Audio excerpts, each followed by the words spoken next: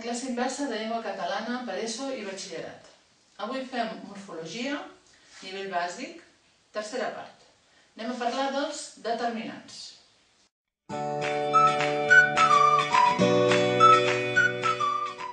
Pel que fa als demostratius, són determinants que ensenyen la proximitat o llunyania de la cosa de la qual parlem. Aquest, aquesta, aquests, aquestes demostra proximitat. I aquell, aquella, aquells, aquelles demostra llunyania. En València també tenen este, eixe, o aqueix i aquell. I tinguem en compte que els demostratius poden pronominalitzar.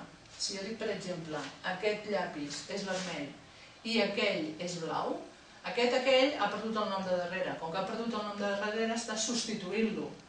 Està parlant del llapis. Per tant, aquí tenim un pronom determinatiu.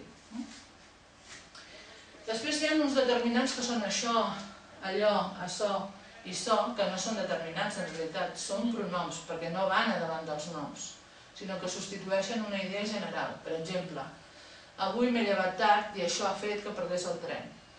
Això està substituint, com a pronom, a tota la idea que avui m'he llevat tard. Per tant, el seu antecedent és genèric, abstracte, etc. Açò i so són formes més literàries i això i allò són més usuals. També hem de parlar de la funció textual dels demostratius. Per exemple, quan escrivim un text i hem de fer una distribució de les informacions, jo puc dir, em vaig trobar un noi argentí i un noi brasiler. Aquell està parlant del noi argentí, que és el que està més lluny com a referent, aquell estava de vacances. I aquest està parlant del noi brasiler perquè és el que està més a la vora quant a la referència dins del text, aquest està estudiant. Avui m'he trobat un noi argentí i un noi brasiler. Aquell està de vacances i aquest està estudiant. Aquesta funció dels demostratius no és ni espacial ni temporal, és textual. I després ens podem trobar el demostratiu posposat quan aquest nom ja té un altre determinant a davant. Per exemple, quina ploma aquella més dolenta. Bé, pel que fa als interrogatius i exclamatius són molt senzills. És el quin, quina, quins, quines davant d'un nom. Quin noi ha vingut? Pregunta. Quin noi més alt? Exclamació. En els dos casos, aquest determinant determina el nom de darrere. Bé, per últim, els possessius, que indiquen qui és el posseïdor. Tenen 4 formes en funció de la cosa posseïda. Si la cosa posseïda és masculina singular, femenina singular, masculina plural o femenina plural. El meu, la meva, els meus, les meves. El meu cotxe, la meva bicicleta, els meus cotxes, les meves bicicletes. I n'hi ha un diferent per cada persona verbal.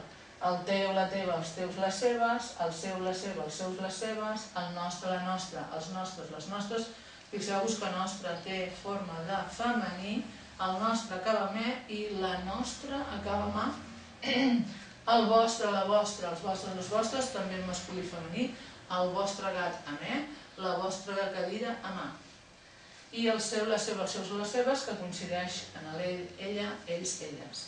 Hi ha un altre possessiu, que és un possessiu més culte, que és llur, llurs.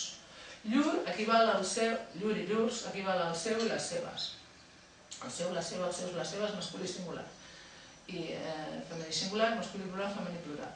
Però només es pot aplicar quan el posseïdor sigui ells. Per tant, jo no puc dir la professora i llur cadira o la professora i llurs alumnes, perquè el posseïdor és singular. Només ho puc dir quan sigui plural. Els professors i els seus alumnes serien els professors i llurs alumnes. Els professors i llur matèria. En aquest cas és correcte. Bé, hi ha un altre possessiu que és el possessiu àton, que és mon, ma, mos i més, també per cada persona, son, sa, sons i ses, ton, ta, tons, tos i tes, que s'utilitza pels noms de parentiu, per exemple, mon pare,